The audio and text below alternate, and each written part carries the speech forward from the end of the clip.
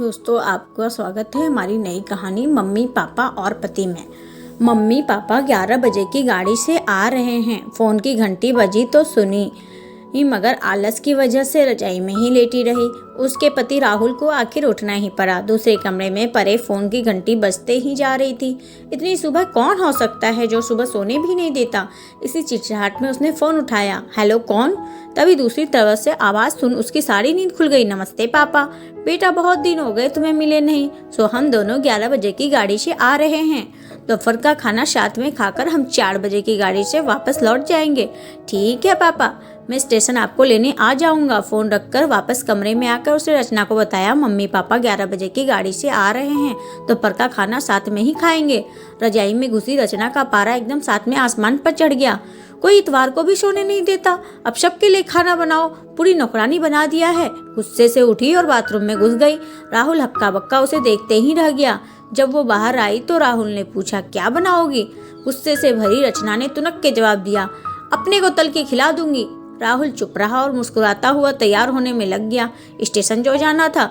थोड़ी देर बाद गुस्सेल रचना को बोलकर वो मम्मी पापा को लेने स्टेशन जा रहा है घर से निकल गया। रचना गुस्से में बड़बड़ाते हुए खाना बना रही थी। दाल सब्जी में नमक मसाले ठीक है या नहीं की परवाह किए बिना बस करची चलाई जा रही थी।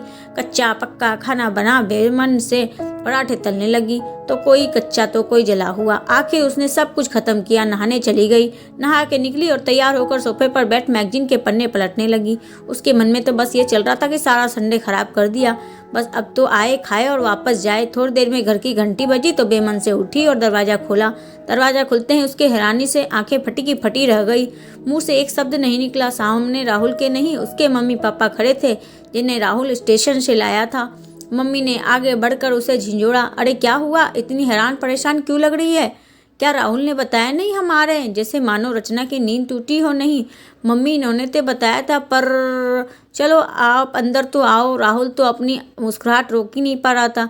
कुछ देर इधर उधर की बातें करने में बीत गया। थोड़ी देर बाद पापा ने कहा, रचना गप्पे ही मारती रहोगी या कुछ खिलाओगी भी? यह सुनकर रचना को मानो सांप सूंघ गया।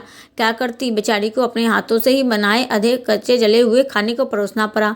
मम्मी पापा खाना तो खा रहे थे, पर उनकी आंखों में एक प्रश्न था कि जिसे वो जवाब ढूंढ रहे थे।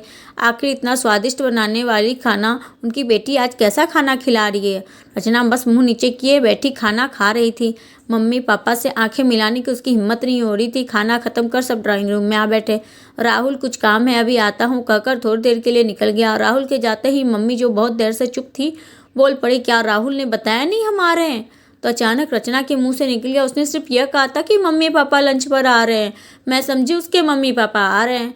फिर क्या था? रचना की मम्मी को समझते देर नहीं लगी कि मामला क्या है। बहुत दुखी मन से उसने रचना को समझाया, बेटी, पापा मम्मी चाहे तुम्हारे हो या हमारे हो, बराबर का सम्मान करना चाहिए। मम्मी पापा क्या कोई भी घर आए तो खुशी खुशी उसे हैसियत के मुताबिक उसकी सेवा करो। जितना हो सके किसी को सम्मान दो, तभी तुम्हें उतना ही प्यार और इज्जत मिलेगी। जैसे राहुल हमारी इज्जत करता है, उसी तरह तुम्हें भी उसके मम्मी पापा और संबंधियों की इज्जत करनी चाहिए। रिश्ता कोई भी हो, हमारा या उसका, कभी फर्क नहीं पड़ता।